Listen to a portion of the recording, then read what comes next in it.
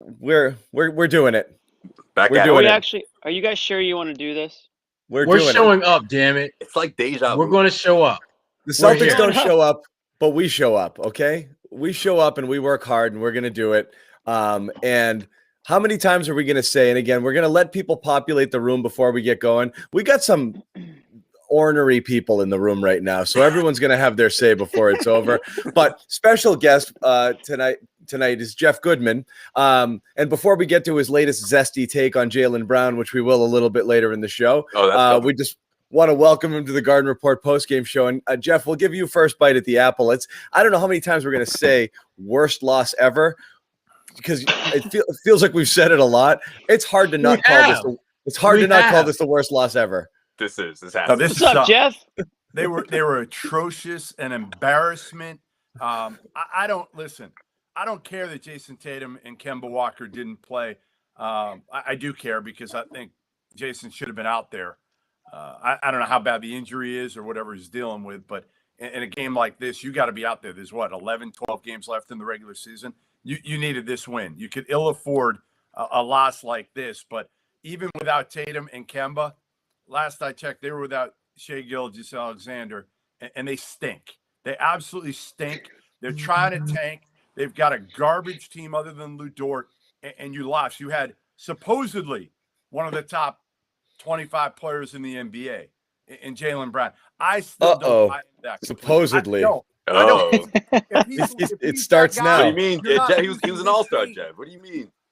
You're not losing. That's the supposedly factor. No, it's true, Jeff. Look, I think they rolled the dice on Tatum, thinking we can get away with tonight and still squeak out the win. Exactly. And so we needed to give him a day off. Let's pick the game, and they picked this one on the back-to-back, on the front end of a back-to-back, and it burned him, obviously. And I don't think he's hurt. But I mean, again, it doesn't matter. Like, I watched this whole game. I've now watched 2 Oklahoma City games this year. I still can't name a player on their team. Like, the dude who ripped out 40 and 40 the first matchup or something. It's unreal. Not even Lou 20 Dort. rebounds at halftime. No, I mean, I can, but then the joke doesn't land. No, I got you. This is an absolute joke. And I'm now at the point, and I said this on the podcast earlier with Bob Ryan that we aired.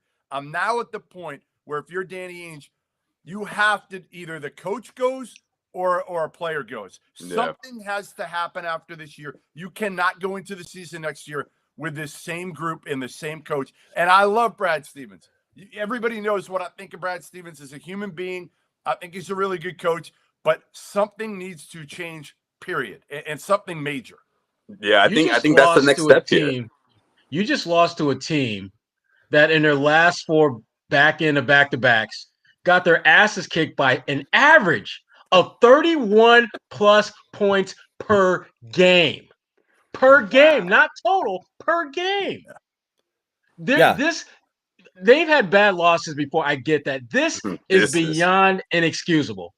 Beyond inexcusable. Gerard, 14-game losing streak. And again, there's math involved here, so excuse me if I stumble. But you're right. Off of last night, a 31, 20, then 6, 12, 6, 6, couple close ones, 38, 10, okay? 24, 27, 11, 24, 48, 37. That's the margin of error on their 14 losses. You've got to be freaking kidding me. Like, you can't lose to this team. And the thing about it was their game plan, Oklahoma City's game plan, was exactly the game plan you have if you're trying to lose. We're just going to let you shoot all you want. It's a buff. It's all buffet. Take any shot you want. All you got to do is make it. Make an open shot. How do you allow this team to shoot 40-plus threes when you have non-shooters on the floor? Like, not great shooters. Like, this is, Brad, you have to change when you don't have Tatum and you don't have great shooters. Don't you have to change the way you play a little bit and not have I'm so sick of this Marcus Smart shooting 10 threes every game. When he's on, that's fine. When he's over for his first 6, you're done. You're done. But see, that's the thing, Goodman, though. That's the game plan. Let them shoot. Let them. It won't put you in, right? It won't do you in if you let the Celtics shoot. And that's what OKC did, right? They gave him all those three-pointer opportunities, and Marcus took damn near every single one of them. What was it? One for 9, one for 10.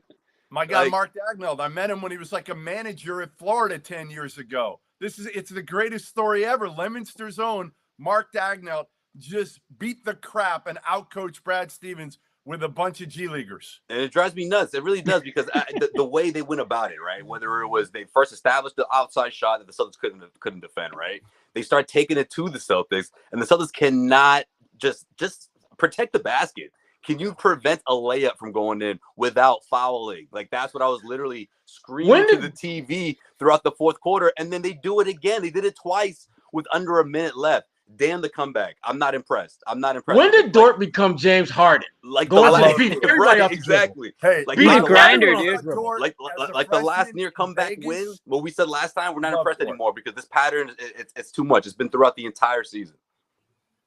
He was getting to the cup like his name was James Harden. But Jeff, let me everyone off the dribble. Yeah, the way he was leaning, the fake, the hesitation, he was looking like Harden out there, Sherrod. Right, I mean, Jeff, let me ask you the question, because you said it. Like, okay, you know, guys are doing these things, like Marcus goes out and shoots and you know, sticking to a game plan or not sticking to a game plan. Is there a game plan? And two, do they throw it out 30 seconds into every single game and just do whatever they want? Because it literally do the players do anything that they're asked to do? Well, the problem is you don't have guys that anything know how to move the ball. Just one thing. Nobody moves. Just do one thing, I tell you. But I don't know, good man. Yeah, Marcus doing it. Peyton Pritchard, I thought was great. I mean, it's fine. And that's it. That's all you got. What bothers me, guys, is when Marcus Smart is literally going up to Romeo Langford saying, "No, go that way. No, Romeo, do the screen over here." Like, he's literally walking him through their coverages. I'm like, in the middle of the game. In the middle of the game. Like, is this a brand new defense that Brad Stevens just rolled out? Or are these guys just not getting it? Like, I don't understand.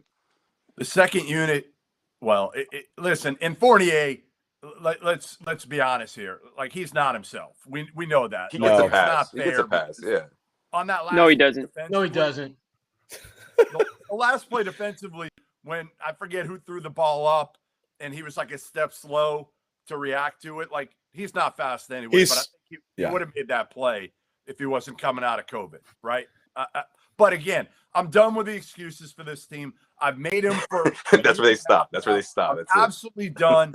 And again, to me, I don't know. I mean, you guys tell me, would you fire Brad Stevens or would you make a move with a player? Because you can't make a move with Kemba. You're not getting enough value for Kemba. You can't trade him. I'm not trading Tatum for anything. I know I may be the only one on the island now, but I'm still on the island here. I'm not trading. No, you know what, Jeff? I just think these two are too talented to not see this thing through. I mean, or at least another year or two. I don't think there's any way in hell that Danny Ainge wants to split the tandem. Now, good man, I see you just made that face. I'm not talking about Brad or the players. To answer your question, I say it's the head coach. It's got to be the coach. It's got to be the culture. It's got to be a new voice to lead these guys, to lead those two rising superstars. Because that's exactly what they are. It's not like the Celtics had the wrong two superstars here. They might. They got the wrong culture though. No, Jaylen Brown and Time Lord and whatever else you got to give up. It's too early. Too early, Jeff. Not yet. Go get them. Not yet. I want to see this thing through with this core. Move the ball. Beal can move the damn ball. He scores when he needs to, but Bradley Beal is a ball mover as well when you need him to be. He showed it when John Wall went down, and people thought that, oh my God, the Wizards, they're going to be horrible, which they are, but he's going to play horribly, and he didn't. He showed the ability to be a scorer and a facilitator. I didn't think he had that in his game, because you didn't really see a lot of that when he was in college, and you damn sure didn't see it when he played with Wall. But when Wall was out of the picture, he showed the ability to be an elite facilitator. If Washington is open for business for Beal, we got to have that conversation. And Beal and Tatum are boys, so like there's a chance Beal could stay here. Yeah, but Sherrod, Washington's not picking up that phone unless you're talking about Jaylen Brown. I mean, I didn't say they had to pick up the phone. Yes, I said we had to have the conversation. You already know who's got to pick up the damn phone. So you're willing to give up one of those guys? I'm willing to talk about what is it going to take. Because to me, if they said, well, if you just give us like, Grant Williams, Time Lord, and a couple of bag of chips, hell yeah.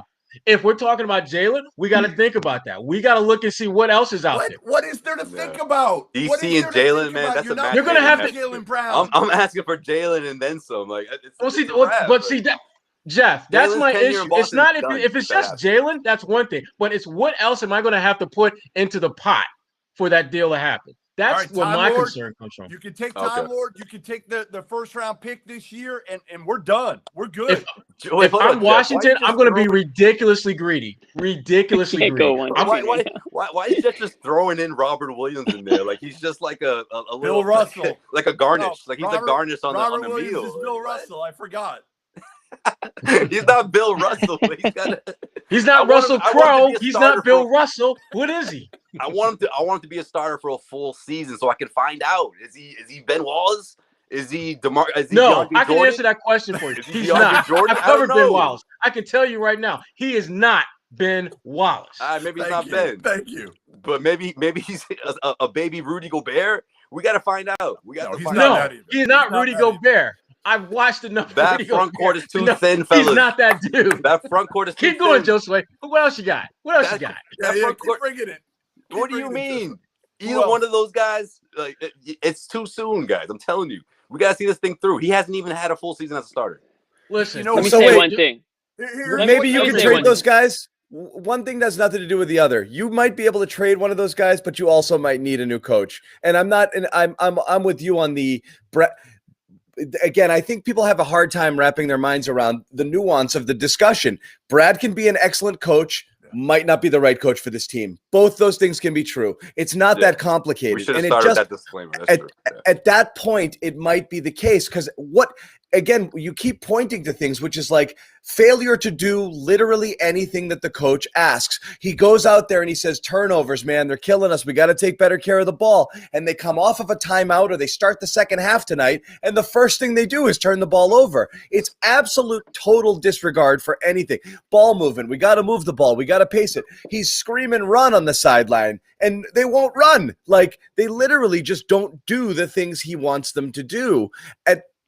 Do you guys remember? Disappointing, but it's the truth. So what do you do at that point? You guys remember the sequence where I felt like the Oklahoma City Thunder were playing the Celtics offensive game where they just run up the court and jack up a three, and the Celtics never looked more comfortable in their life. Like they love that, and they were doing it back and forth, whether it was Jalen or Marcus. And I'm thinking to myself, man, this has to be the complete opposite of what Brad anticipated going into this game, right? No Jason Tatum, you're shorthanded, you're going up against OKC. What a great opportunity for guys like Marcus Smart and Jaylen Brown to really grab the team by the horns, say, hey guys, look, this is what we're going to do. This is how we're going to bounce back and display that sort of attitude on both ends of the floor. And I thought, I got to be honest, there were some parts of this game where I just felt like they just thought that, you know what, screw it. I'm going to put this team on my back and I'm going to do it on my own. And it's just not the attitude to have. And I get the frustration. I saw the way Jalen literally had to bite his tongue against these, some of these referees because he was so upset with himself, but he was able to keep himself composed. And, at the end of the game, sure, they kept it competitive, but it's just not enough. It's just the talent on this team, like the attitude, they should have turned a corner weeks ago. We thought they did, but they clearly haven't. It just they look like a team that feels that the minute the playoffs get here, everything is going to change. And I hate to break it to them. They're not built for that life. Switch flipping doesn't work. They're not. That's how 2019 it doesn't work because they haven't established themselves as a team that has the capacity to do that. You have to at some point actually play well in order to once again play well. That's the whole thing. Well, you know what? Even if you don't play well, play hard. Yeah. At the end of the day, play hard. If you do that, your wins are going to inevitably come your way. What bothers me about what we're seeing now is that one of the things I always loved about Brad when he came to the Celtics was he was one of those guys that had a proven track record of making really nice, subtle nuances to his coaching on the fly. When you get to the NCAA championship game from a school like Butler twice, you have the ability to make changes on the fly. And yet when I watch this team play now, I don't see that. I don't see him making and I know that the hand that he's dealt is not a great one, but you're not maximizing the value of the hand that you have. I mean, this was a game where you would have liked to see a little more zone. because you're playing it. You couldn't stop a dead tick defensively. Yeah. And as someone who went to Syracuse over here, I know a thing about what happens when you can't defend. What do? You play the zone and hope that you can just confuse them enough, keep them at bay, force them to be thinking more than just playing, and that can be a way to neutralize that. But they're not doing. There's nothing creative that's happening with this roster that gives you the hope that they can figure this thing out. And that's disappointing because back to Jeff's point, this is not like we're saying Brad is a bad coach. There's just a disconnect between his strengths as a coach and this team executing what he wants and needs them to do. All right, let me say a few things because Jimmy. one thing on this show. I haven't even gotten a chance to say hi to you guys yet. You guys He's like are a just sponge. He was just off soaking to it the all races. in. It's like the Kentucky. We're fired Derby up, at the Jimmy. gates here. I can We're tell. fired up. Let's go. Jeff's on a. We only have Jeff for a limited amount of time. He's got to get his pound of flesh. You got to get it all in. We're ripping Jaylen Brown off the top here, and I understand. I'm not ripping him. No. I'm not ripping him. I'm saying if you could trade him for Bradley Beal, who, by the way, is a pretty good player last I checked, I would do that trade. Yeah, I'm not it's a popular take. I'm not saying you're ripping them. Okay, thanks, Jimmy. On to the topic of conversation to start the show. If you took Jaylen Brown out the game, if you took Jaylen Brown out of this game and you put Bradley Beal in this game, I still don't know if the Celtics win. Jaylen Brown had a phenomenal second half of this game, and he had a pretty strong night overall. I mean, I don't think any of us can say that Jaylen Brown didn't have a good night. The problem is the same problem last year, is that this team is very top heavy. And when those players are missing, there's nobody to slide in and carry the load. Pritchard was the only guy tonight that sort of answered the bell with guys out. So it's the same depth issue. It's the same depth issues, except now you don't have Gordon Hayward. And your replacement, Evan Fournier, can't hit the broadside of a barn right now. For whatever reason or whatever excuse you want to give him, he's a complete dud out there on offense, and he's pretty much inconsequential on defense too. So you're not getting any help from anybody aside from your stars. And if the three ball falls a little bit more than it did tonight, the Celtics might squeak this one out. Again, it's not an excuse. The problem I have with the Celtics right now is they're the slump busters. They're the team that everyone's licking their chops to and saying, hey, this is a team that we can win. We know that we can just sort of punch them in the mouth early on and, sort of take their soul away. Nobody's scared of the Celtics. Nobody's scared of them. Everybody knows that, they might put a little second half run together, but ultimately we've seen it all year. They always come up short and they make it interesting down the stretch, but they really should have never been in that position to begin with. But listen, I mean, Jaylen Brown is an extremely talented player. I know that so is Bradley Beal, and it's certainly not a knock on Jaylen Brown to be in the conversation of that's the type of player that you get in return. But I just don't know if, again, it's like trading one star for another. There's definitely a risk there. My confusion, I guess, or my questions are whether or not it's Brad or whether or not it's the makeup of the team at the top. So it could be the same thing you want to say about Brad, you can say about Jaylen Brown or Jason Tatum, is that they can still be very good players and not be very good players together or not be very good players on this team. With so Kemba. With Kemba also. Right. Yeah. If that's what you determine at some point, Danny Ainge will have to determine one way or the other. I will say this. It's extremely, extremely rare for a GM to choose a coach over a superstar player or a star player. And last year is a perfect example in Philadelphia.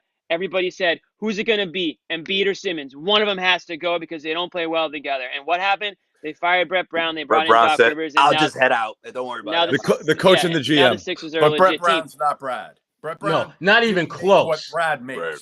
Yeah. Now, again, money aside, I assume Wick would eat the money. I don't think so. This is a team afraid to go in the that's luxury only tax, thing about Jeff. This is a team afraid to go in the luxury tax that just extended him in August for 5 years. You think they're going to fire him in year one? I don't think there's any chance that happens. I don't think there's any chance it happens. I don't think I don't think there is either, but I don't think that means that means Jaylen Brown's gone either. I don't think there's any chance Brad gets fired in year one of an extension. I'd be stunned if that happens. I think Brad was probably promised, or at least close to, some job security when Indiana came knocking. That's my guess. Yeah, well, look, it doesn't matter whether it's Indiana, whether it's North Carolina.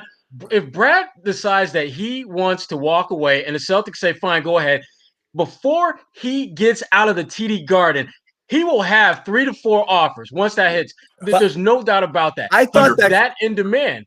I thought that was an easy out. Like for real. Like the Indiana stuff. But he didn't want it. He didn't want to go though. I know he didn't want it. He doesn't want that. He wants to stay in the NBA. It would have been an easy out theoretically, where both sides could have been like, "We love you, but I don't know if it's working, and we just signed you to a big contract. So if you want to tear up that contract and go." That's a dark legacy, dark NBA coaching legacy. I just don't think Brad's pride would allow him to walk away with the things in the state that they're in now. Everything I've heard, everyone I've spoken with indicates to me that he's not going to do that. Not in the middle of the year. The Patino. He's the last guy to do that. No, I didn't think he went in the middle of the year either, and I don't think he will in the offseason either. I think that they have to fire him, which again I just find that hard to believe. It hard to believe they would, but I mean anything's of course it's possible. Let me set up why we got on the Jaylen Brown conversation earlier today. This handsome guy over here on the graphic, said on his the Goodman Ryan podcast that if they're going to get better, Celtics need to trade Jaylen Brown because it's really their only option. We've had this conversation a ton, Jeff, and again, this is why we're talking about it again tonight. The point is that there's really nobody else they could trade. Marcus doesn't get you enough, and nobody really wants Kemba based off of his health or his position or his style of play and his whatever. So that's it. You've got one option. You've got two options. It's Tatum or Brown in order to make a needle moving trade. So you think at this point you have to do, now you're picking Jaylen because you think Jason is the better player and the one who should stay here, or you think there's an issue with Jaylen specifically that you think you want to get out from under, or is it just a fit where the two of those guys aren't going to be able together to make it work? I think Jason can be a top 5 player in this league in a few years. I think Jaylen Brown right now, his value, I'm not going to say it's at its peak because he can obviously get better, and he's shown that over the last year or two. He's gotten better in the half court, better decision-making, become a better shooter, all of it. I just think Tatum's upside, especially in an NBA that values offense, scoring, versatility among a forward. I just think Tatum's a better overall player than Jaylen Brown. So to me, again, I think you're stuck in a spot right now where either you've got to make a move with your coach or you've got to make a move with one of these three guys. And as you said, Kemba doesn't have the value. I wouldn't trade Jason Tatum for just about anybody in the league. I really do think he's a guy, if you put the right people around him, and you either need a point guard that can make people better, which Kemba just is not. He's just not. He's never really been that guy. He's been better over the last 10, 12 games in that regard, but that's not his strength. He's always been a scorer. And now he's not even healthy. Let's face it. He's not the Kemba that we saw in Charlotte. I would listen. If I'm Danny Ainge, I would look at every possible trade involving Jaylen Brown at this point. Obviously, I'd look at every trade involving Kemba. Do you think they mesh? Or do you think they get along? There are people who kind of wonder in basketball terms, whatever it is, or obviously they don't have the same personality. Are they compatible? Yeah. Are they compatible? Is there resentment? Is there this anything a match made in heaven, Goodman? Is there anything we're missing here about why this wouldn't work? I think there's, and I don't know if Sherrod's gotten some of this too. Take this with a grain of salt. It's not like these are like lockdown sources that tell me this, but I've heard it whispers enough that there's some jealousy there between these two guys. And there's been some jealousy there. Maybe who the guy is. Maybe Jaylen a little jealous of the fact that we've anointed Tatum ahead of him. Whatever it is, I think there's a little bit of jealousy, but listen, they're 23, 24 years old. That's probably par for the course for anybody in this situation. But I think they don't dislike one another or anything like that. I mean, they're not chilling with each other. They're not hanging out. Jimmy's jealous of Joe Sway. Right. Well, I mean, the big thing about those two guys, and I've talked with a number of people about them, is they push each other to be better. And when you're pushing each other, there is going to come a point where you're thinking like, well, shit, I mean, I'm just as good as him. And then the other guy's going to be thinking, well, I'm just as good as him. Does that mean that you can't play together? No, it simply means you understand that in order to be at that top shelf status that you want, you got to keep getting better because that dude is continuing to get better. The thing that the more I think about all that we're talking about and just the status of the Celtics, the elephant in the room that I don't think we've addressed is the money. And we've talked about Brad and his new deal and how that's a deterrent for them getting something done. But you also have to look, and we talked about this in previous episodes, the luxury tax and the impact of that and taking on another player. Tax tryout. What is that going to mean? And for someone like Jaylen Brown, you are going to have to give up way more than you're probably going to be comfortable with to make something like that happen. And then the question becomes, are you a better team if you do that? Is Brad the guy that can then all of a sudden, will he have a team that's more conducive to what works for him? And if you're starting to cater your roster to your coach, that is a major risk. Major problem. Because you are setting yourself up for a devastating fall. I mean, if it came to either making a significant change that's going to screw you up money-wise or cutting loose the coach and that's going to cost you a ton of money, you're going to cut that coach loose. You are absolutely going to do that. And I think if it gets to the point where they feel they have to make a change, that's the change I think they'll make. Remember when Rick Carlisle signed his new deal in Dallas a few years back and they automatically started sucking almost right after that? There was a lot of talk and conversation about, is Mark Cuban going to cut him loose? No. What Cuban did, he wrote it out because the money of getting rid of him was way too high, and the money you would have to invest in trying to significantly upgrade the roster, it just didn't make sense. And now they're in this place where it's like, we've got this really good coach, but we're not really getting over that hump.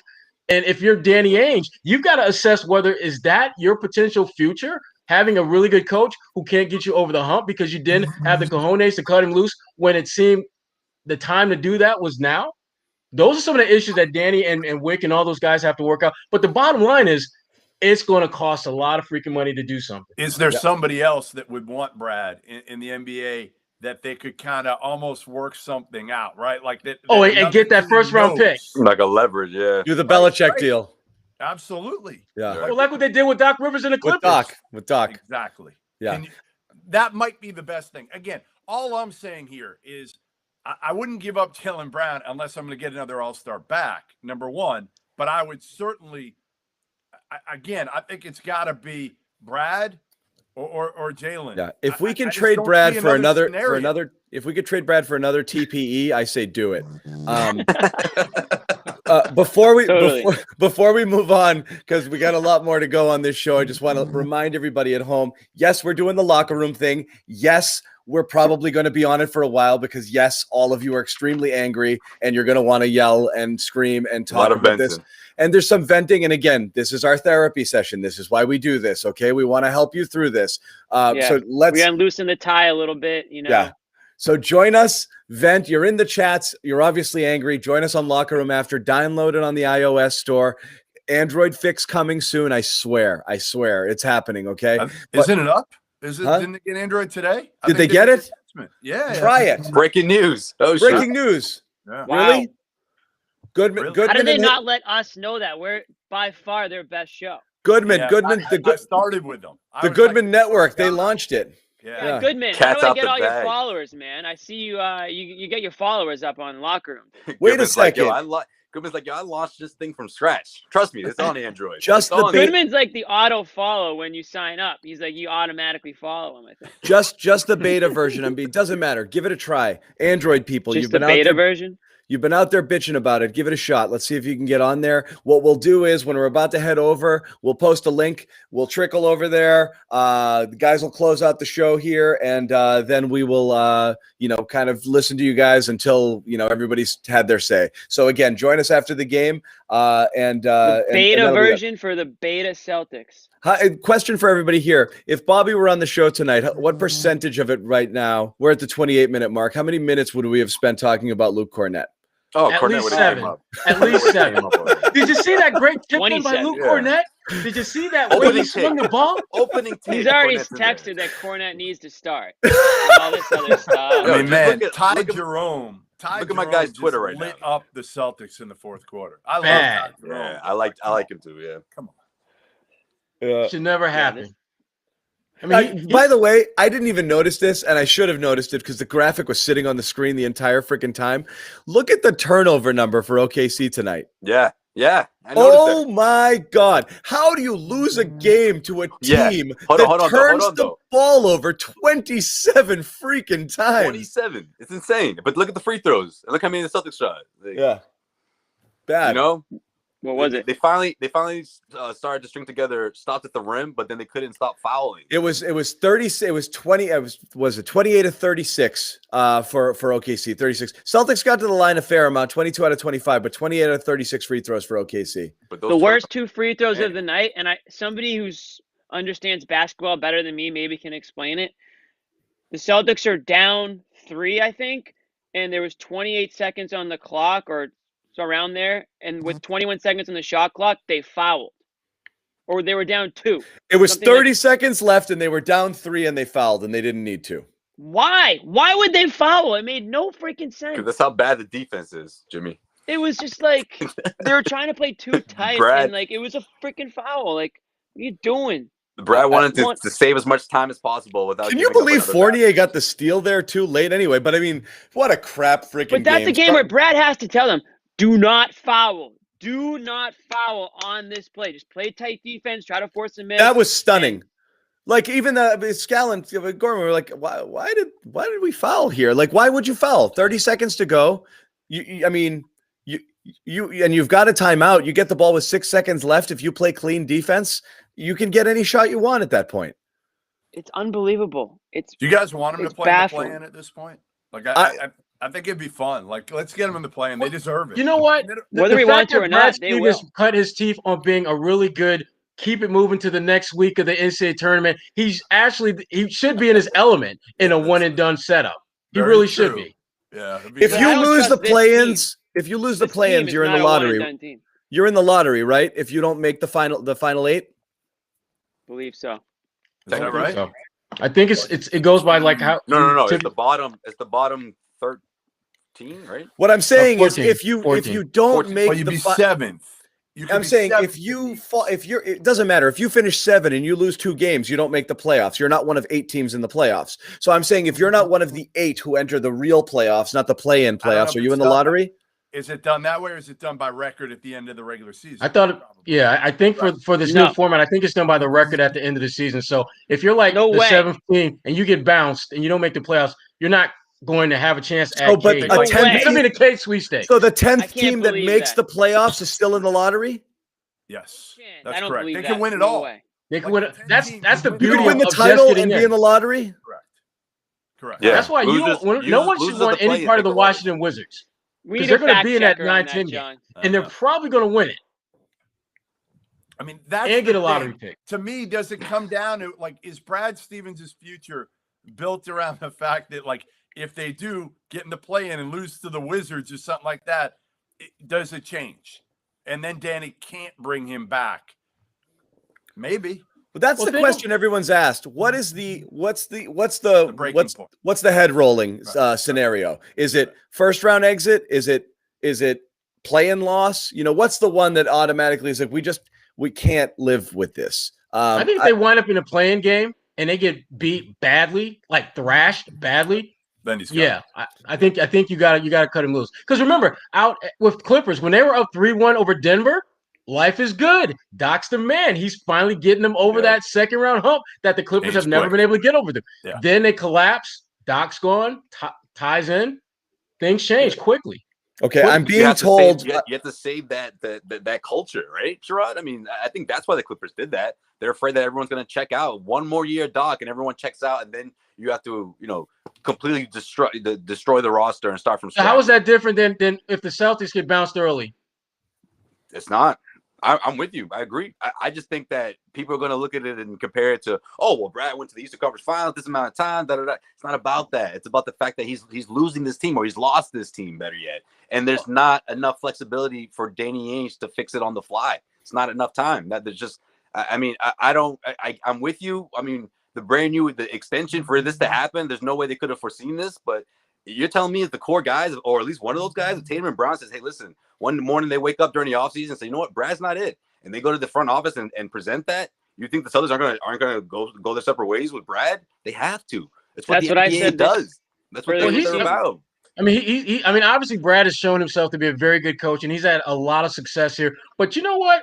Some of that success you got to look at with an asterisk. Like, and I think back to the Chicago series in 2017, where Rondo comes into the Garden, wins games 1 and 2, breaks his thumb or wrist or whatever it was. That could have does ended not the play whole again. That series changes. They go on to the Eastern Conference Finals. Just imagine if they would have got bounced in the first round by the Bulls. How could that would have the domino effect that would have had on Brad's lineage as the Celtics head coach? With everything, because the multiple things everyone says in defense of what's going on with the Celtics this year is they've reached 2 conference finals, and that counts both for Brad and for Jalen and Jason. And so no matter what, anytime you look at whatever negative is happening with the team right now, everyone will always go back to that. They've made 2 out of 3 Eastern Conference Finals. These 2 guys on their own without the support, because they did it without Kyrie and Gordon in the first year, and they did it largely without Gordon last year and Brad. So if they can do it then stands to reason they can do it again, even if it's not happening this year. So it's a fair point because they have done it on their own, that nucleus of Brad and those 2 guys being the main stars. I just think at the end of the day, the money is going to force the Celtics to stand pat. Keep this core together, keep Brad as coach, run it back at least one more year, regardless of what happens this year. I think it's easier too because Jeff's scenario is risky. Those guys check out. I think if everything stays the same, there's a greater chance that Tatum and Brown are going to check out because you're not going to improve this roster. You're not going to bring in pieces that's going to magically flip things around. And the Brooklyn Nets, guess what? They're going to be better next year. You know, the Philadelphia 76ers are probably going to be better next year. But that's the reason to do it more than anything else, Josue. If you're looking at these guys and it's not working. Not that it's I can upgrade talent to a player like Beal. We're not even having Jeff believes, it's just he's a more talented player. If you can get him, get him. If you could upgrade a new voice to these young guys, I think that's a strong part. It's a strong part. Celtics could do that. They might. But you know what? You don't need to. Is option A. That's option A. Option B, if you can't do that, or Wick won't pay for the buyout for Brad Stevens, you got to look at option B.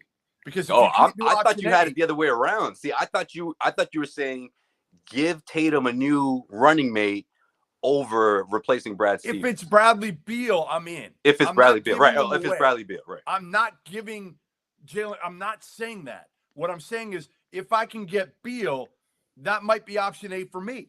Okay. Yeah. Right. That might be But don't trade Jalen just to trade him. I got you. No, hell no. Hell no. No one's going to do that. Again, I really think Jalen has gotten so much better. You got to remember, guys, I saw him in AAU. I saw him at Cal. He sucked at Cal.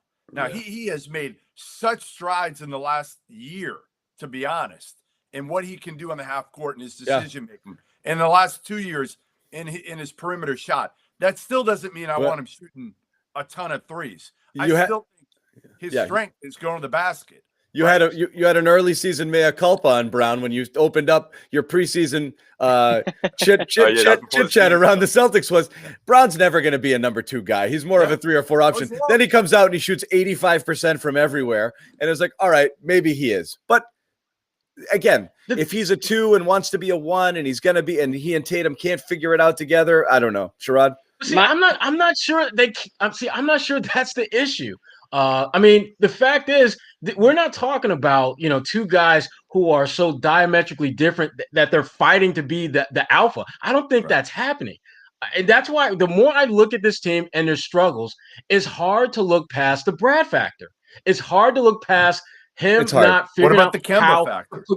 Right. Well, the Kemba factor, certainly. But here's the thing. We've seen these guys figure out how to be impactful players as a unit when they've been missing key guys or when guys haven't been less at full strength. We saw that with Kyrie Irving. We saw that with Gordon Hayward.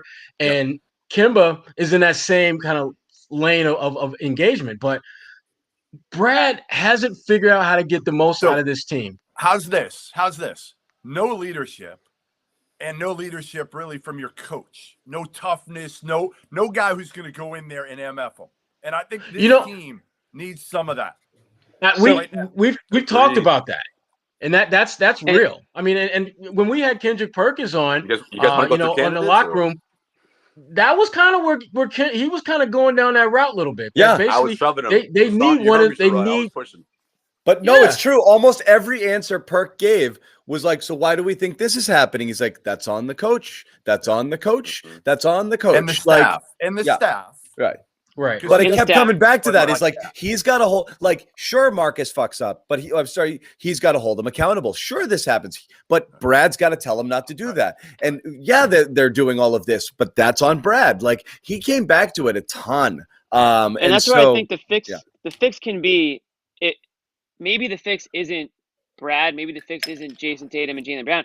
I think where you can improve this roster is on the back end, bringing in some veteran guys, some leaders, some proven players in this league that don't necessarily have to cost a lot of money, but that the players respect, the young guys respect. They might not be ready to lead by example because they are pretty young, and I think a lot of people forget that. You know, they've been in the league for a few years, and they're obviously all-star level players, but that doesn't mean that they're ready to lead a team. And sometimes you need a veteran like an Al Horford. I'm not saying bring Al Tucker. Horford back. PJ Exactly, Tucker. a PJ Tucker guy. I mean, I'm just like a guy that doesn't cost much. JJ Redick type of level of money that, you know, can still help you, can still be a voice in the locker room, and can still contribute on the court, and that the players can sort of look to.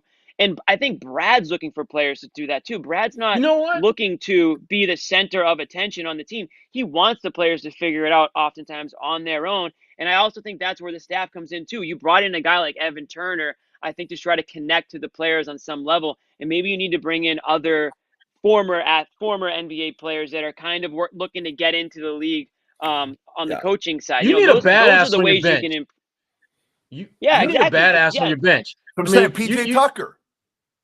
Like he's PJ perfect. Tucker, Kendrick Perkins, Leon Poe. You need a guy who cut his teeth as a tough, gritty guy in the league. Because Maurice those are the guys Lucas. that become the examples that will help a Grant Williams, who is he is who he is, but you like him to be a little bit grittier, a little bit more grimier. You need someone like that. If you can't get an actual player, get a damn assistant coach who played the game, who played like Right. that. Because that is something that you need. That's something that Jerome is clearly Allen is not that. Right, Jerome Allen is not that. Larinaga, Good guy. is not that. Evan Well, we Fournier talked about is bringing not that. KG in and just let him yell at them for a little while and see. I'm good with that. I was Do in favor the of that. Bull Durham thing. Their kids Well- scare them, you know, like just freaking go in there and just lose your Right. freaking mind Yep. on them, Yep. you know. By the But I way, mean, there- the loser of the lottery, the loser of the play-in games enters the lottery. So to go back I to your, knew it. that's what I thought. So because that's why I was initially for it. 1, excitement factor. 2, let's see if you've got any balls. 3, if you lose, what's the worst that happens? You enter the lottery. That's not terrible. Roll the dice on that. So The sure, lottery is, you know, a basically non-zero chance at winning the lottery. So Take I it. mean, I wouldn't get my in hopes this year, hopes up there. honestly, the difference between pick 6 and pick 20, you can none. roll the dice. There's none. None. really. It's a crap shoot every Top five. really Just wanna hear top that. four What the on top down. There's 4 Good. guys. That's why you win the lottery. John's like, wait, what? That's true? Then win it. All right. Yeah. I mean, at I this have point, done they're my not going to. venting. I Yeah. appreciate all of you guys. Everybody in the chat crushing me. I appreciate that. Too. Oh, I'm you love saying that, though. to trade Are Jaylen they? Brown. He's here for I'm that. saying to trade Jaylen Brown if you can get a guy named Bradley Beal, who by the last time I checked is pretty effing good. All right. Yeah. But I also think, yes, you want to fire Brad Stevens?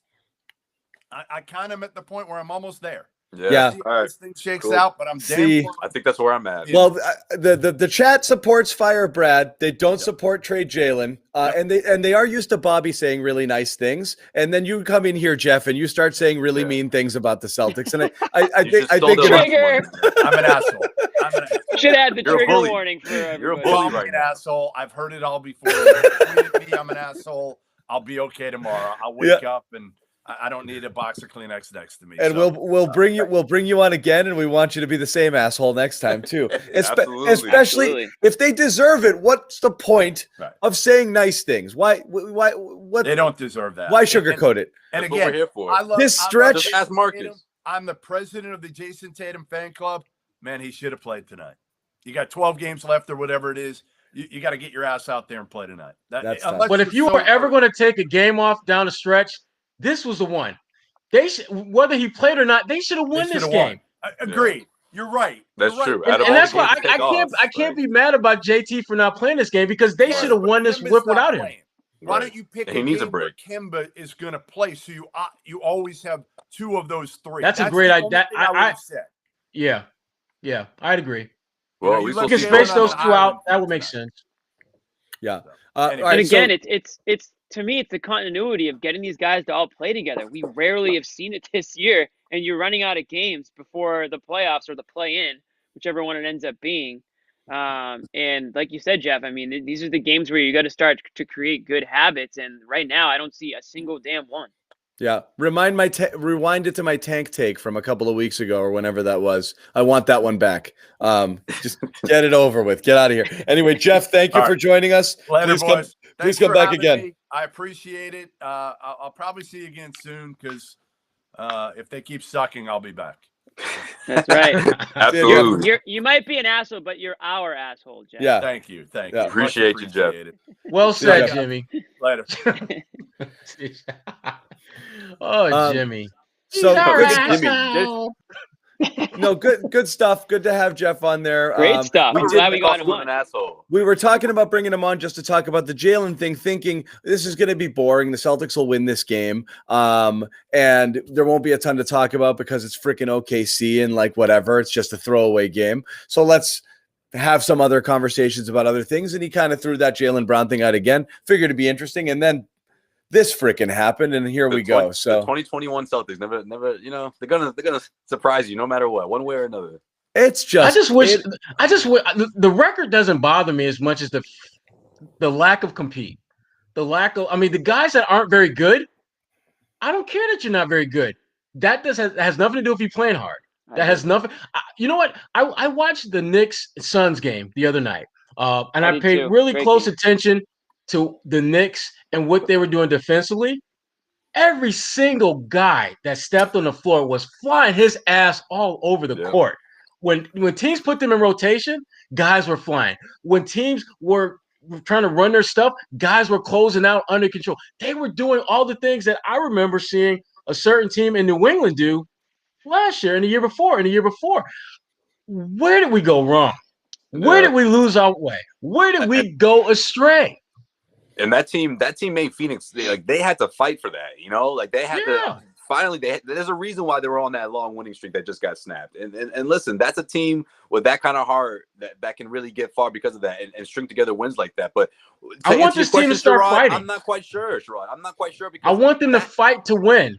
Not physically fighting, but just fight to win. This wasn't the team we saw during the 6-game winning streak, though. So to answer your question, I'm not quite sure what happened, but outside of not having a few guys in some games. But then 2 days ago, they were damn near healthy outside of Robert Williams. Here's, I think, where people have the wrong. Like, this is where the mentality of your average Celtics fan, I think, is flawed. Like, you see them do something like the 6-game win streak or play well on a night and win the game, the Portland game, the Denver game, whatever, Phoenix, and think couldn't make it, couldn't get there. I think he's just pressing. He's nicking it right now. His takes were too hot tonight. He burned the right. Scorching takes. Are you back? Can you do this? Damn it. Yo, I was on a roll, guys. It's been like 3 shows in a row. I wasn't going to say nothing. I wasn't going to say nothing. But... Jinx it. It's like Joe Sway's Wi-Fi is like the how many days without a tornado sort of thing in one of those shitty Midwestern towns. He went 2 days without Wi-Fi issues. I think he's frozen right now. That's not real. He's frozen. Oh, we froze. He was. No, I'm here. Go ahead. Buffering. That's your nickname, Buffer. The family had a lot of buffers. So again, all of these things, everyone's like, oh, look, this is who they can be. Wrong. They're the other thing. They're the thing you're seeing most of the time. They're closer to this and closer to what we've seen over the last couple of games. Last game was even more disappointing. I mean, everyone else shit on this one. Absolutely inexcusable loss. I still think that this 2-game stretch is the worst of the season by far. The worst 2-game stretch, I'll buy that. Fully loaded Charlotte team, and then this crap team that's losing by 30 points a night, with a bunch of 20-year-olds. Forget it. This is who you are. You're not the other thing. You're much closer to this because it's just loser ball at this point. It's no effort. It's I mean, just being out. The last 2 nights they were just flat out competed. It wasn't even close. 2 teams that wanted it more and took it from him. Embarrassing losses. That's who you are. This is the Boston Celtics. Yeah, This is your that's who Boston you are. Celtics. You're that team. You're, like I said, you're the team. You're the slump buster. You're the team that everyone's like, you know what, guys? Let's get back on track. This is supposed to be a good team, but we know we can take them, and we know we can, get a little confidence boost going in, and all we have to do is outplay them because teams have been doing it all year. Just outwork them, and they'll lay down their sword. And that's what they do. If this team's not fully stocked with everybody playing, then you get performances like this. It's a combination of lack of fight, lack of compete, like Sherrod says, and lack of talent. I mean, it takes talent to hit shots and hit threes, and they just couldn't hit. They couldn't hit a shot tonight. I mean, we say it's a make-this league all the time. I mean, they barely shot 20% from three tonight. That's really the difference in this game. Yeah, but I think the biggest problem. Yeah, I'm sorry. Go ahead. No, you go. You got it, just way. Your Wi-Fi might go out before you finish. So go. No, I was gonna say real quick. Cherish these moments of clean Wi-Fi. I think what was driving me crazy was not just the Brad Stevens rotations, but it was like once he finally found that combination, it was like, oh wait, now you have to finish the game with these guys because it just seemed like no one was on the same page outside of Smart, Pritchard. I mean, who am I missing? That's it, right? I just think outside of those guys, you didn't know what you were going to get. Guys coming in and out. And that includes Romeo Langford. I was really surprised. I just felt like Romeo Langford was just somewhere else. He played over 20 minutes in this one. He had moments, but he also had those. I know you mentioned he looked you mean like the wide open three in from the corner? Oh, man, that one, the bounce pass down low, that wasn't a bad pass. He just wasn't there. Like, his hands aren't there. It's like he's a step behind or on defense. Again, like I said earlier, Marcus Smart literally has to tell him where he's supposed to be. Like, I don't get it. I don't get it. I don't get it. And he rolled out a new defense? Did he roll out a new system before this game? I don't know if you guys saw, but I muted the word Celtics on my Twitter, so nobody can hurt me tonight. I won't see any Celtics news for the next 24 hours. Yeah, I didn't know you could do that. It's my safe space for the next 24 hours. Nobody who tweets me with the word Celtics, I won't see it for the next 24 hours. I'll sleep well tonight. I do it for like entertainment spoilers. Like if I don't want to, if I'm behind on a series and everybody's tweeting about it or a movie, I'll do that. I'll block it all out. I'm a couple episodes behind on the winter, Falcon and the Winter Soldier. I don't want people blowing that up for me. I got to. People will do that. They'll do it when the new episode's going live. It's like, hey, Avengers Endgame. It took me a week to watch it, and I was like, everyone shut up. See, for me, that's for sports and award shows alone. Like that's it. Like you want to tweet out live, okay, that's fine. But come on, people trying to watch the show. On demand's been around for a long time. It's tough for the people out west. They're 3 hours. Everything happens, and they're just like shit. Yeah. I don't feel bad. They're out west. I mean, I'd rather be out west than here half the time, but they are late on everything. All right. So again, as we promised to people, we're going to do our little vent session here. So opening up the room here, we're going to open it up shortly. Ahmed, go ahead, fire it up, and we'll put the link in the chat. We'll go over and chat with you guys for a few minutes, or as long as you guys want to rail Ahmed on here. Shout out to Ahmed for his funny comments during on the thread. He of course he goes, how about Marcus Smart take another three? I kid you not. 10 seconds later, he takes one. He finally made it. Yeah. The 1-3 he made. 1 for 10. 1 for 10. Well, so there's a few leftovers.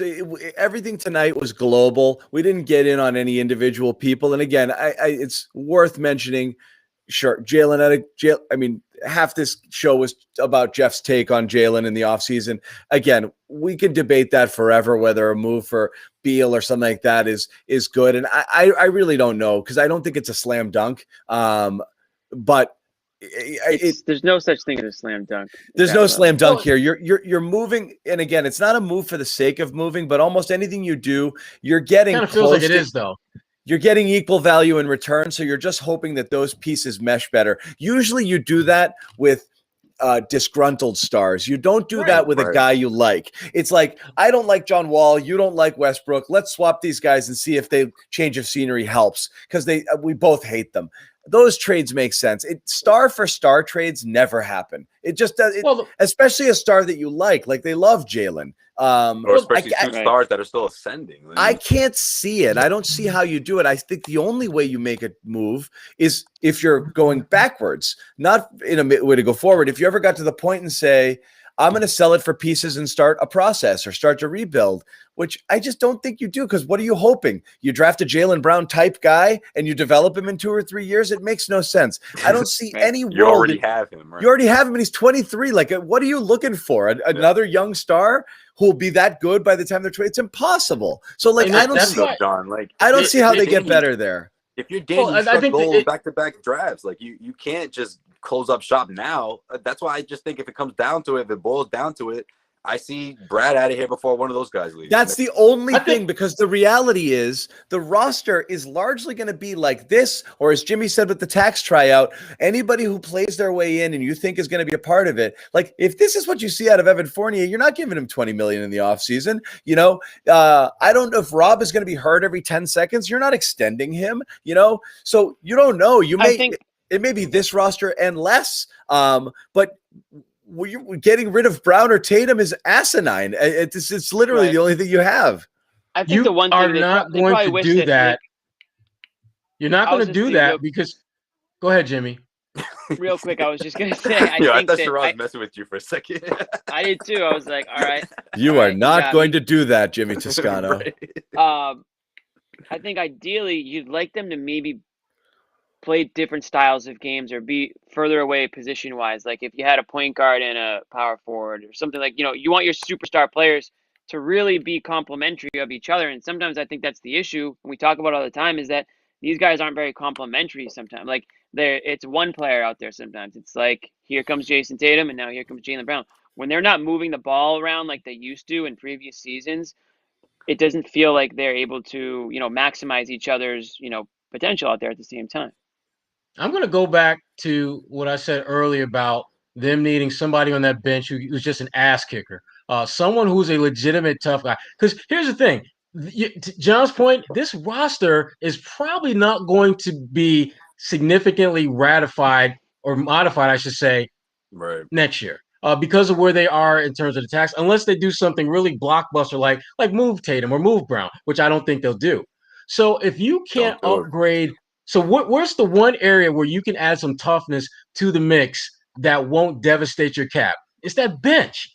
They have a lot of good guys and folks involved on the basketball side who are good teachers, but you kind of need someone who's got a little bit of thug in them. You kind of need someone who's got a little bit of a grit and grind about them, someone who can actually look at Grant Williams and say, you're playing soft, and I know what soft looks like because I played X number of years in the league, and what you're doing, it's soft. We need to change that.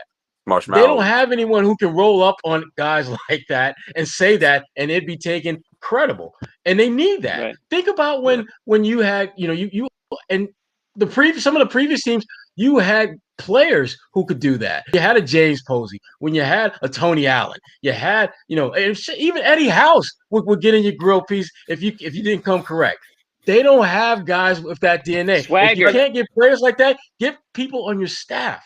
So again, I know you said that, but like, and I don't disagree at all, Sherrod. I want to see that, but you know, they had, you know, a roster that had, you know, Smart on it, and you had Morris on it, and whatever. And they were great. Yeah, but it didn't go well that year. And then you had, and then you have Smart. You have Smart now, and you have Tristan, who's, you know, a bit of a dog and a guy who's supposed to kind of bring energy and fire things up. He was supposed to be, John. Supposed to be. Look at Sherrod's out of the picture. I just noticed how far well, Sherrod, I'm asking you this. Oh, sorry, I was shrinking there for a minute. Tristan's got his own issues. Is he a nice guy, or is he a soft guy, or is he more of a, in terms of the way he plays, more of a grit guy? Nice guy. He's a nice guy.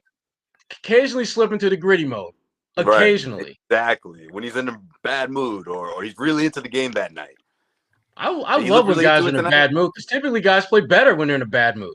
Well, that's what I mean. But if he's not in a bad mood or not out there to have something to prove, or someone didn't step on his foot the way that really pissed him off. I keep thinking back to that one thing Doc Rivers used to talk about all the time is, I need instigators. That wasn't people who started trouble. That was guys who finished the trouble that was already started.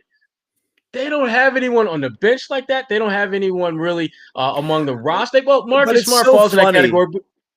But it's so funny because you had like, the other guy, Kyrie and Marcus made Jalen and Jason sad. So they left. And then we had to get nicer guys in here, and now the nice guys aren't working because these guys are now they're bummed out and they're sulky and they don't want to play. So now we need tough guys to kick them in the ass again. Like they don't like the criticism. That's what it is. But do you think Jason Tatum wants a guy in his freaking face? Like, honestly, do you think that Jaylen Brown wants a guy? I'm not so concerned about what he wants. Might not I'm more want concerned that, about what he but needs. He might need it.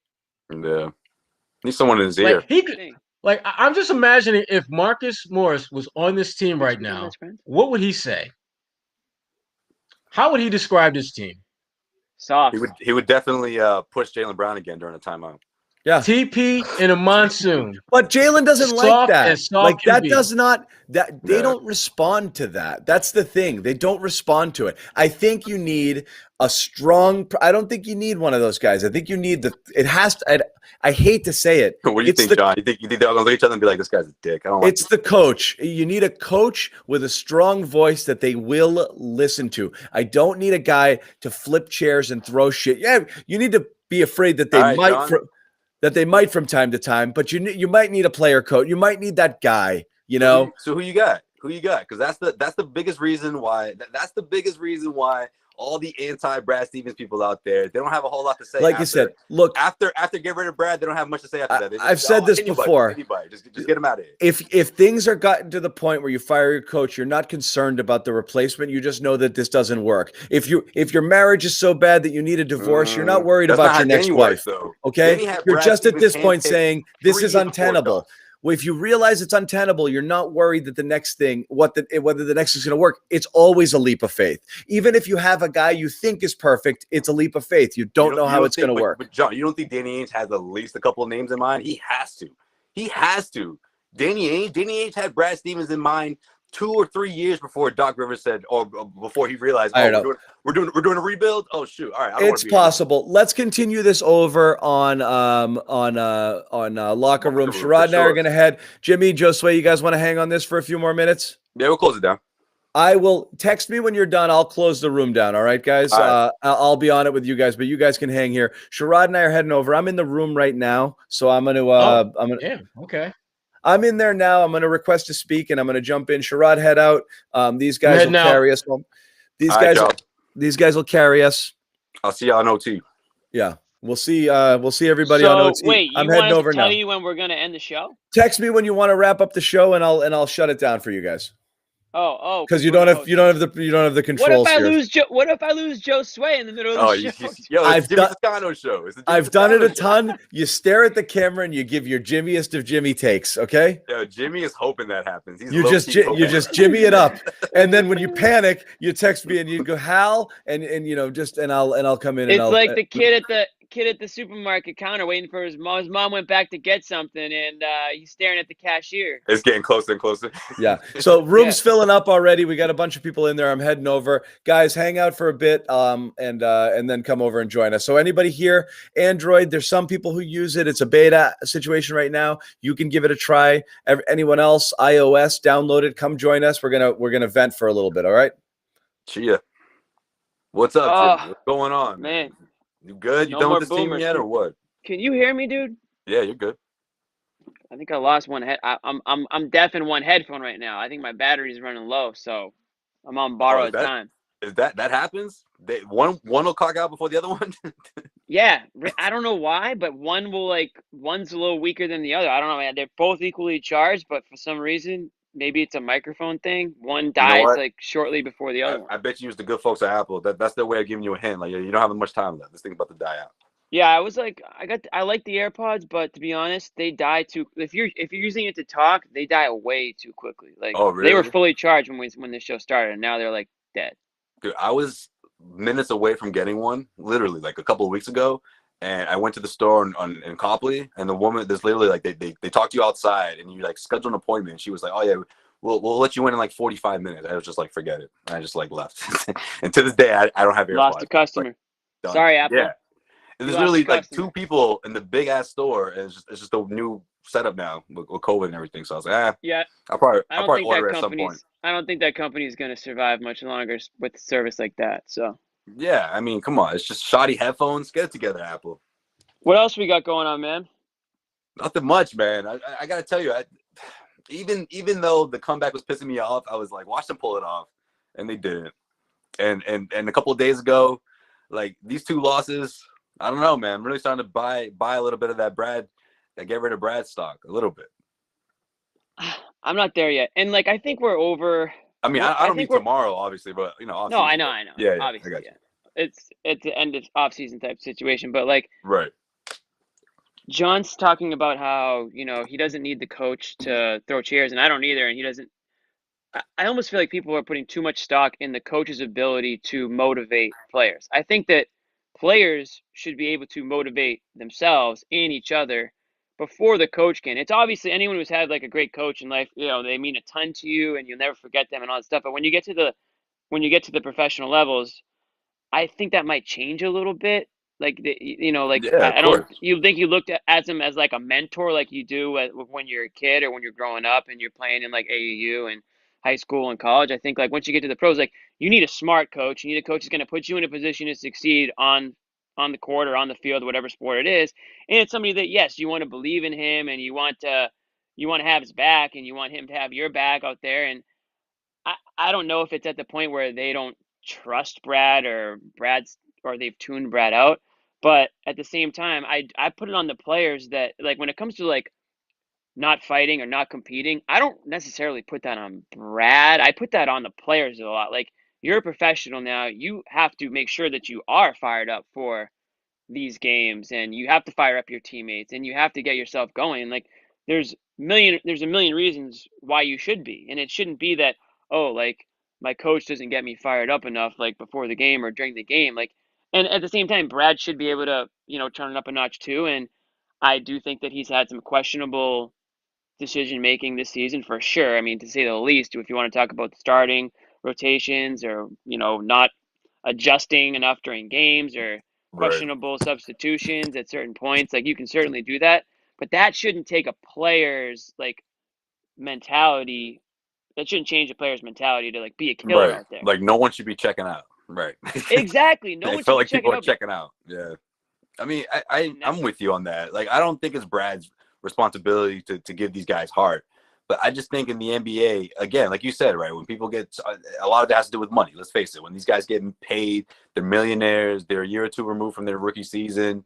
And they're, whether they want to call it coasting or not, I think there's stretches where guys can take nights off or at least take a few plays off or just say, you know what, I'm going through the motions tonight. And I think when that happens, someone like Brad Stevens, it's tough for him to be in that spot because I think it's tough for him to sort of get guys out of that funk.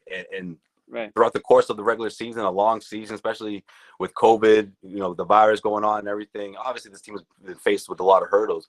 But I just think if you look at most NBA teams, like the signs of a team that's checked out on a coach, like a lot of them are there with the Celtics team. I And know. a couple of months ago, that was the first time it crossed my mind where, Gary said it, or a couple of weeks after that, we were talking about it. But I just looked at it as temporary. We're 10 games, 10 less than 10 games left of the season. And here we are again. Yeah, the 6-game winning streak wasn't too long ago, but I can't help but think like the Celtics have fallen into that space where the team's completely checked out. Can they turn it around? Absolutely. I mean, yeah, that's I don't even know. possible. But what does that mean, though? Right? What does turn around mean? If they win out, does that mean they're going to go far in the playoff? If they win out and they're bounced out of the second round, if that's a successful season, no. Is the team going to be happy with Brad or think that I just think it's a matter of the signs are there now, and if we don't see that quick turn that we've been alluding to for the last 2 or 3 weeks, when is it ever going to happen this year? And if it doesn't at all, the same team, same coach, what makes people think that they're just going to wake up during the offseason? The NBA doesn't work like that. NBA teams don't work like that. There has to be a drastic change after that, And that could be the path that we're on right now. Starting with this loss, this is a significant loss, worst loss of the season, for sure. I mean it this time. Hopefully, it's the last time I say it. Hopefully, this is the last time I say this one. I know. There's a couple of other tough matchups coming up that we might be saying it for, but this is definitely up there. I do think a lot of it had to do with just awful, horrific shooting, but it should never even got to that point. But to everyone's point saying, okay, well, like your question, oh, if you get rid of Brad, well, who are you going to get? Who are you going to get to coach your team? Well, you can say the same thing of like, well, if you're going to trade Jalen, you Yeah. can't just trade Jalen. You have to make sure you get somebody of, significant value, or whoever the player is, Tatum, Rob, whoever, Smart. Or you do the other thing where you say, okay, we still think we can win with this core group if they are healthy. I know it's a big if this year, but if they can stay healthy, we think we need to add pieces around them to maybe motivate them a little bit, to maybe add, to complement their style of play a little bit, so the people coming off the bench are not just guys who like improve the team from an emotional standpoint, but do actually put them in positions to succeed, and they are making them the focal point off the offense. But they're complementary players, but they're Right. also veteran leaders. There's no veteran leaders left on this team. I mean, you can talk about Tristan Thompson. Absolutely, he's one, but I'm not sure if that's enough. Clearly, it doesn't seem to be. I don't know if he's that guy. I really don't. So, I think there's got to be other veterans available at a low cost because they don't have a lot of money to work with, right? They got to find a way to be able to get these guys in there who want to play. That's the other key. These veterans have to want to play with these young guys, Tatum and Brown, and for whatever reason, over the years, the veterans haven't stuck around. I don't know if that's more so to do with, the people around them or them themselves wanting to just play on other teams, but you got to find a couple of steady veterans who can instill that confidence, that emotion, that swagger, right? That toughness that everyone's talking about. You have to put those around those guys. Don't make Brad Stevens be the guy that has to do that. Let Brad Stevens be the X's and O's guy and the guy that can put you in a position on the court to do your thing. But you can't expect him because he's not. It's pretty clear at this point that that's just not who Brad Stevens is, right? For better or for worse, he's not the motivational type coach who's going to fire up the guys. At least we don't see that on the court. I don't know what happens behind closed doors, but it doesn't appear that he's that type of coach. And Right. it's gotten him this far, so whatever he's doing must be working for him. But now you need other either players or assistant coaches, staff to step into those other roles and say, okay, Brad, we know can take care of this aspect of it, but now this is my job. This is my role. I'm going to come in and provide the fire, provide the spark, provide the tenacity or the toughness, and give this team some emotion. Make them a team that the opponent doesn't want to play, because I don't see that right now. I can't imagine there's one team in the NBA who's like, oh shit, we got the Celtics coming up. I Oh, know. it's going to be a No dogfight. one's afraid of that shit, right? No. And it didn't feel that wasn't what anyone was saying to start the season. Everyone was thinking, oh, this is going to be a top team in the East. They went to the Eastern Conference Finals. Everybody watched the bubble. Everyone watched the Eastern Conference Finals, right? Right. Yep. But they haven't instilled fear at all whatsoever throughout the course of the regular season. And now everyone's, man, if I'm in the league, I'm like, man, that all-star duo, bring it. I can't wait to take it to them because everyone can beat those guys. They just lost to a team that lost 14 in a row. Man, that's starting to sink in now. It's really starting to sink in. That locker room's going to be crazy today. It is. I just, so if you guys haven't downloaded it, I know we've said it a million times, give it a download. If you have the Android, there is a beta version out there. Get that beta. Which is a good thing. I mean, you might be buggy, but that tells me that, that app is... heroes. Yeah, that's it. Yeah, you don't want to see us anyways, but I'll tell you what, I think we, we had Perk last week. We might see him again, so you definitely want to try to get that app downloaded before that happens, because we had a what 2+ hour we had locker Perk, room we chat had Perk with Perk cackling. He was dying laughing.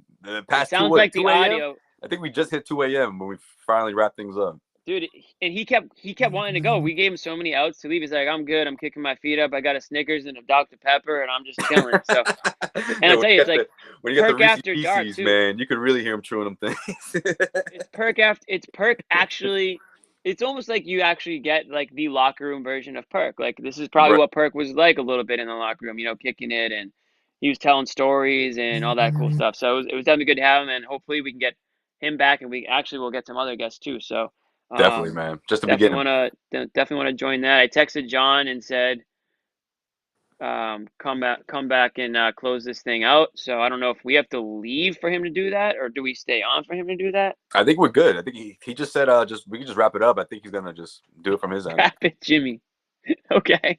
Yeah, that's it. I guess we'll wrap it. So we'll see you guys. When's the next game? Tomorrow? Yeah, man, back to back. No excuses That's this the time. other thing. The Thunder were on the second night of a back-to-back, and they did this to you. Can Yeah, you they did. believe that? So I don't want any excuses for the Celtics on the second nights of back-to-backs anymore. I don't want to hear it. I don't want to hear that excuse anymore that, oh, it's the second night of a back-to-back, because the Thunder just did that to you on a second night of a back-to-back. Well, at least this time, on the other end, Tatum, maybe a little Kemba, that should help. No, That should we'll help. see. It should. It's a big should, but it should. All right, we're out of here. We'll see everybody tomorrow.